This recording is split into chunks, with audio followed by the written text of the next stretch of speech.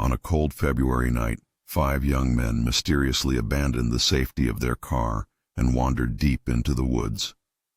It would be months before their bodies were found. Often referred to as America's own Dyatlov Pass Incident, the tragedy of the Yuba County Five continues to baffle investigators and haunt those who've heard their story.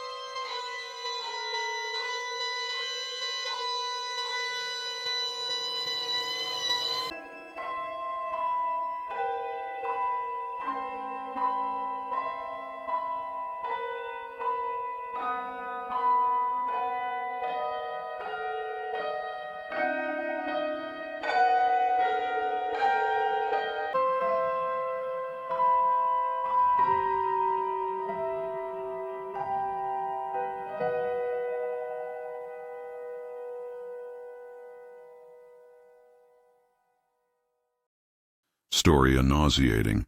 Sweet stench hung in the air as a group of riders veered off the main trail and entered an isolated forest camp.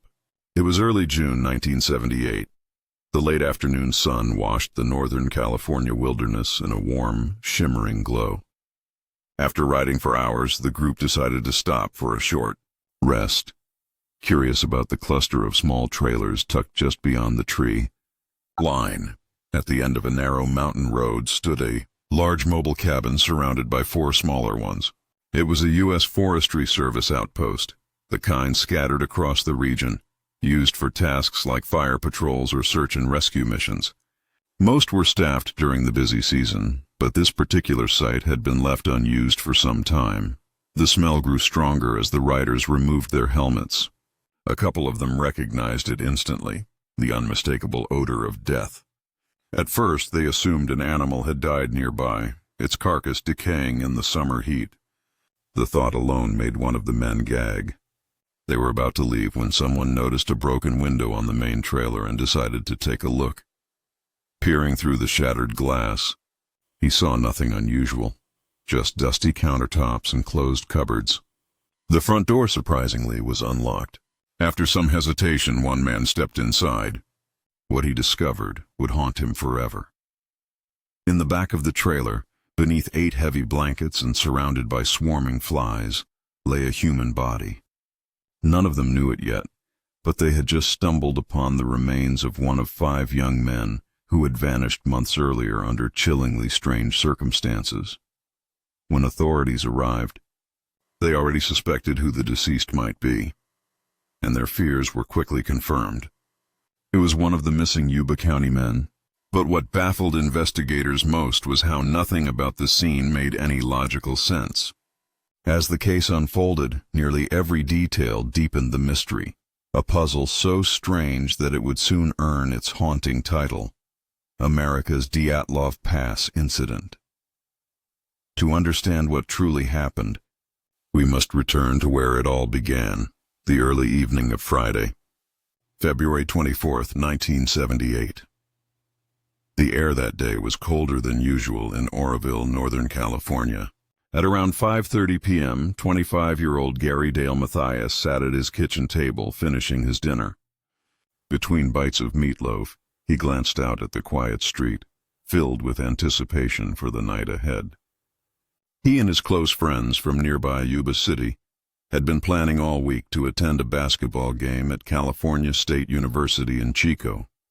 Though the forecast warned of light snow, Gary assured his mother and stepfather he didn't need a jacket.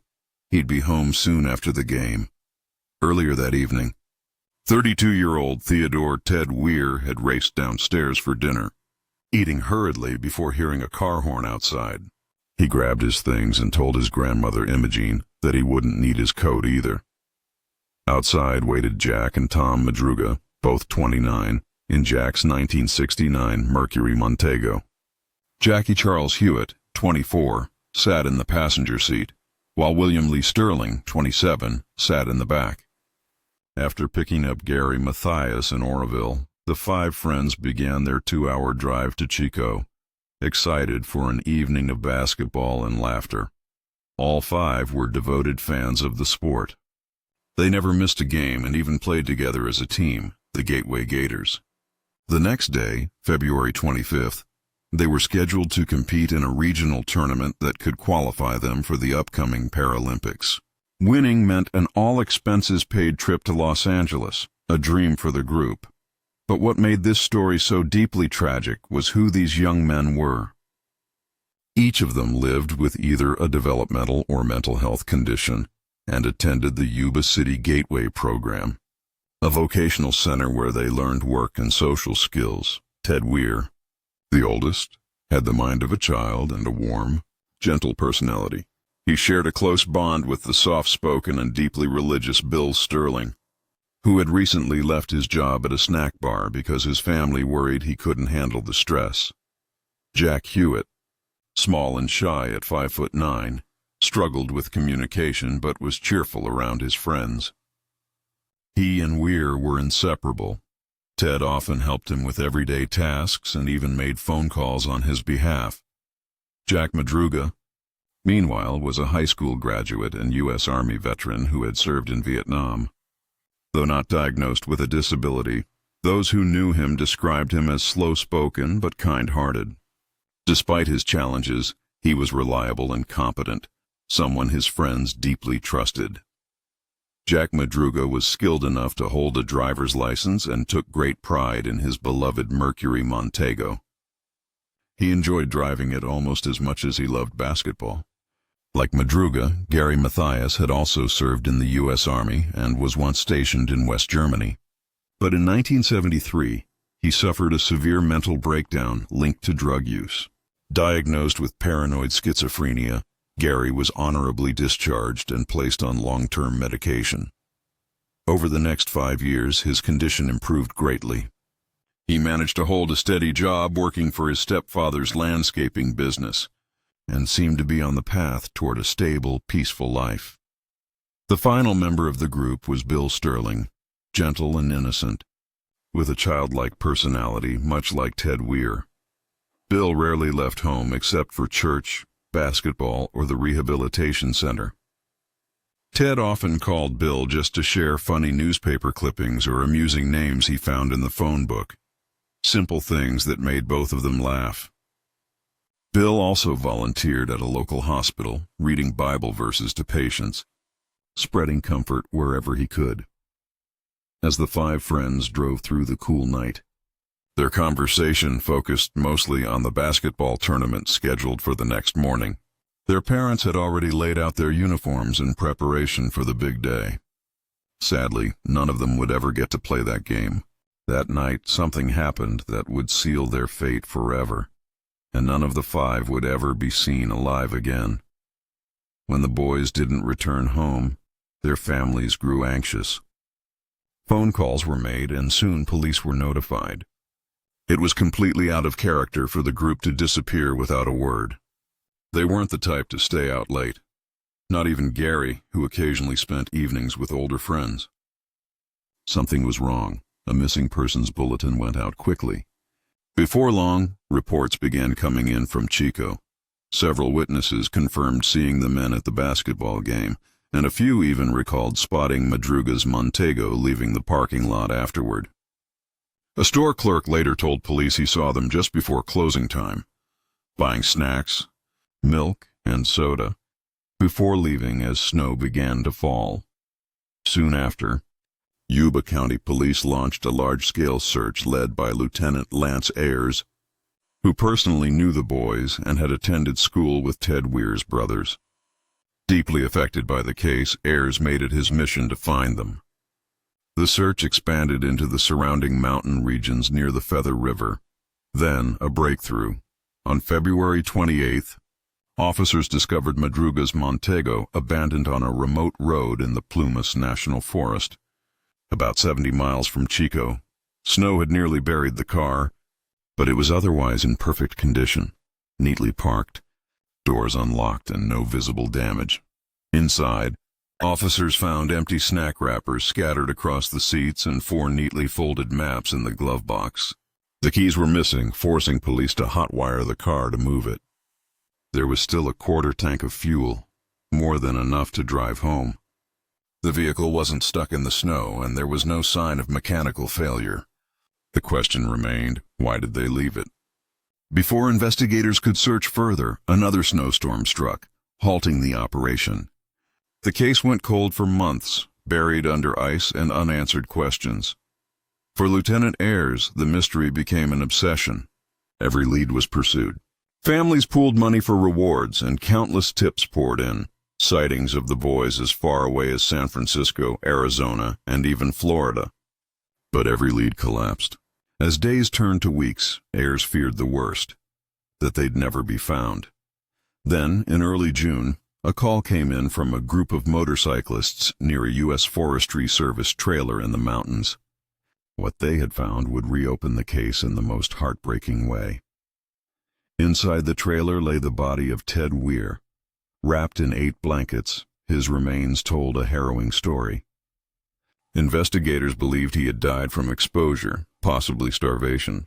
His 200-pound frame had withered to nearly half that size, and frostbite had destroyed his feet. The length of his beard suggested he had survived for almost 2 months, yet he never once left the bed. Empty military ration cans littered the floor, indicating he had eaten at some point. Even more puzzling, a storage cabinet in the same room contained an untouched supply of dehydrated food, enough to feed several people for an entire year. But that wasn't the only mystery. The men had not built a fire, despite having boxes of matches, books, and paper all around them. Even more shocking, a fully functional propane tank outside could have provided heat for weeks, but it had never been turned on. The next day, search teams found Jack Madruga's body 11 miles away from the trailer, near a path leading back toward the car. It appeared he had collapsed from exhaustion or exposure. Wild animals had partially disturbed his remains, and his watch was still clutched in his hand. Nearby, in a wooded area, police discovered scattered human bones later identified as Bill Sterling's. His remains had also been disturbed by wildlife and spread across nearly 50 square feet. Clothing fragments confirmed his identity. When news reached Yuba City that 3 of the 5 men had been found dead, the families were devastated. 2 days later, Jack Hewitt's father joined the search despite warnings from Lieutenant Ayres. Tragically, it was he who discovered his son's remains, a pair of Levi's jeans, shoes, and a backbone lying in the underbrush. The following day, investigators located Jack's skull, later confirmed through dental records.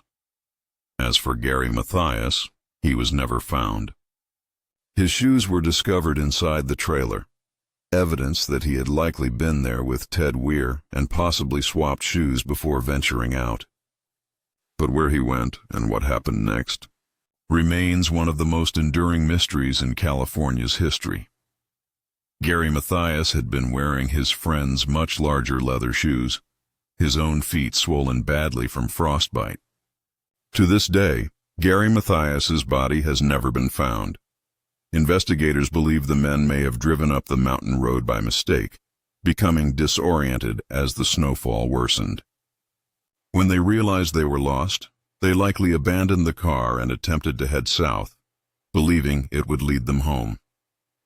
But that decision meant trekking more than 20 miles through rugged, snow-covered terrain and freezing temperatures before finally stumbling upon the service trailer. Once inside, it's thought that the group searched desperately for food and a way to start a fire, but failed to ignite one. They also didn't locate the fully stocked food locker or realize a propane tank outside could have provided heat.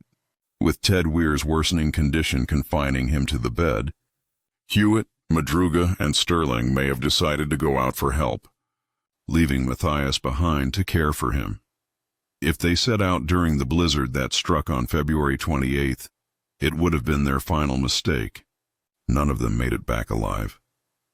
Some believe that, after days of waiting, Mathias eventually left the trailer too. searching for his missing friends. A short distance northwest of the site, officers later discovered 3 blankets and a rusted flashlight. It's possible Matthias carried the blankets to bring warmth to his friends, only to lose his way in the storm. Though this theory cannot be proven, it's one of the few that attempts to explain his disappearance. But the biggest question remains: why were they there at all? That mountain road wasn't part of their route home. None of the 5 had ever traveled it before, and they were unfamiliar with the area. While Weir and Sterling had once gone hunting nearby as children, they hadn't visited those trails in years. So how did they end up there? Madruga's mother later suggested that someone, or something, might have chased them up that mountain. She couldn't believe anyone could easily overpower them. Despite their disabilities, the 5 were strong, capable young men who could defend themselves. Police struggled with the same questions. Why leave a perfectly working car, one that could have provided warmth and safety, to venture miles into a dark, freezing wilderness? Why, after reaching the trailer, did they not light a fire or use the supplies available? Unless perhaps they were hiding. But hiding from what, or who?